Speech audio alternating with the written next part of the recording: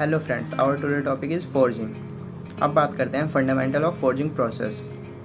The first fundamental of forging process that हम इसमें metal को शेप देते हैं बाय कंप्रेसिव फोर्स, और ये कंप्रेसिव फोर्स जो है हम अप्लाई करते हैं बाय हैमर्स, पावर हैमर्स और स्पेशल फोर्जिंग मशीन्स और प्रेसेस द्वारा। और इसकी सेकंड फंडामेंटल है, ये प्रोसेस जो है हम कैरिड आउट कर सकते हैं हॉट स्टेट और कोल्ड स्टेट दोनों स्टेट में, because hot working have some advantage and cold working have also some advantage.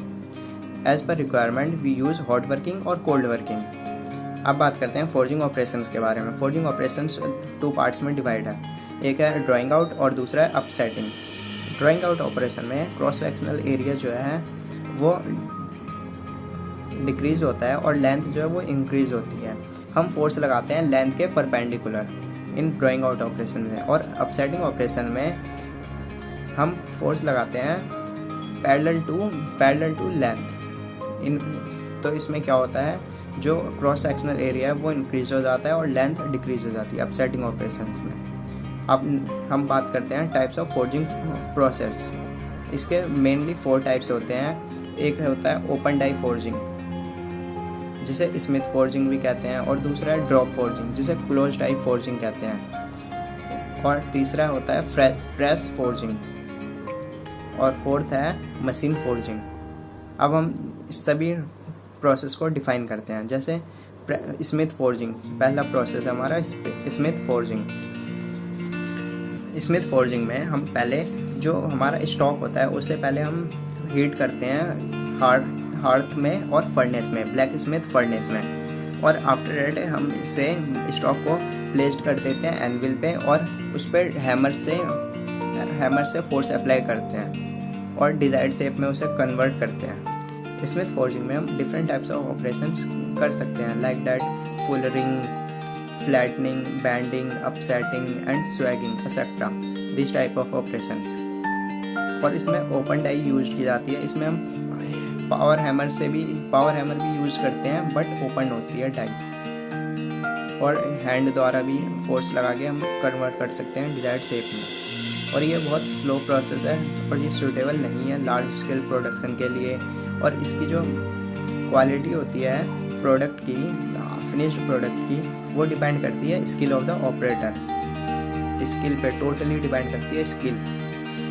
अब बात करते हैं ड्रॉप फोर्जिंग के बारे में। ड्रॉप फोर्जिंग में क्लोज्ड इम्प्रेशन डाई यूज की जाती है स्टॉक को चेंज करने के लिए डिजायर्ड शेप में। इस प्रोसेस में क्या होता है, हमारे पास इम्प्रेशन डाइज होती है, जिसमें जो बॉटम हाफ होता है वो जो होता है स्टेशनरी होता है, और अपर हाफ जो है वो मूवेबल होता है, वो अटैच होता है ड्रॉप हैमर के साथ। जो बॉटम हाफ है उसके ऊपर हम स्टॉक को प्लेस कर देते हैं, और अपर हाफ जो है वो ड्रॉप हैमर द्वारा फोर्स लगाता है। वो क्विक लोड होता है जो बार बार उस पर लगता है। ये 4 to 5 टाइम्स में जो है वो स्टॉक जो है हमारा वो पूरे उसमें कैविटी में, मतलब क्लोज इम्प्रेशन में टॉप और बॉटम हाफ के बीच में उसी शेप में कन्वर्ट हो जाता है। ड्रॉप फोर्जिंग में हम कॉम्प्लेक्स शेप्स भी बना सकते हैं। इस प्रोसेस द्वारा हम डिफरेंट टाइप्स ऑफ प्रोडक्ट बनाते हैं, like crank shaft, wrench, crane hook etcetera. अब बात करते हैं प्रेस फोर्जिंग के बारे में। प्रेस फोर्जिंग में भी ये बिल्कुल सिमिलर होती है ड्रॉप फोर्जिंग के। इसमें भी हम क्लोज्ड इम्प्रेशन डाइज यूज करते हैं। इसमें हम क्लोज्ड इम्प्रेशन डाई तो यूज करते ही हैं, जैसे कि ड्रॉप हैमर्स में है, बट जो एक्शन होता है फोर्स अप्लाइड करने का on the stock is different. जैसे कि ड्रॉप फोर्जिंग में हम वो जो फोर्स लगता है वो क्विक सक्सेशन फोर्स होता है, बट इसमें जो है स्क्वीजिंग फोर्स लगता है, जो ग्रेजुअली नीचे की तरफ आता है और वो धीरे धीरे स्लोली उसे कन्वर्ट कर देता है डिजायर्ड शेप में, और ये होता है हाइड्रोलिक प्रेस द्वारा। और इसमें हम डाई पोस्ट भी यूज करते हैं to proper alignment of the bottom half and top half और बॉटम हाफ के अलाइनमेंट के लिए हम डाई पोस्ट यूज करते हैं, जिससे कि टॉप डाई जो है वो स्लाइड होते हुए डाई पोस्ट पे स्लाइड होते हुए बॉटम हाफ पे आती है, और इससे हमें जो कंपोनेंट की टॉलरेंस होती है वो बहुत अच्छी आती है, मतलब हमें कंपोनेंट ज़्यादा एक्यूरेट बना सकते हैं इसमें। अब बात करते हैं मशीन फोर्जिंग के बारे में। ये हमारा लास्ट प्रोसेस होता है। इसमें हम अपसेटिंग ऑपरेशन करते हैं, इसे अपसेट फोर्जिंग भी कहा जाता है। इसमें हम कोल्ड और हॉट स्टेट में भी फोर्जिंग कर सकते हैं। कोल्ड वर्किंग और hot working is also possible in this. इसमें क्या होता है, एक ग्रिपर डाई होती है, एक स्टेशनरी ग्रिपर डाई होती है, एक मूवेबल ग्रिपर डाई होती है। स्टेशनरी ग्रिपर डाई के बीच में जो है, टू स्टेशनरी ग्रिपर डाई के बीच में हम स्टॉक को प्लेस्ड कर देते हैं और फिर मूवेबल ग्रिपर डाई जो है वो टॉप से आती है और उसे कंप्रेस करती है, अपसेट करती है ओनली इट्स टॉप।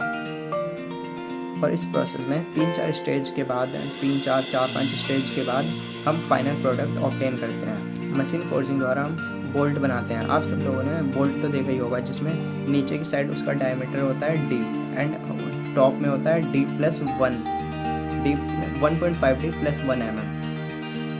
ये मशीन फोर्जिंग द्वारा ही बनता है और इसमें हम शाफ्ट बना सकते हैं, एक्सेल्स बना सकते हैं। Thank you all of you for listening me carefully.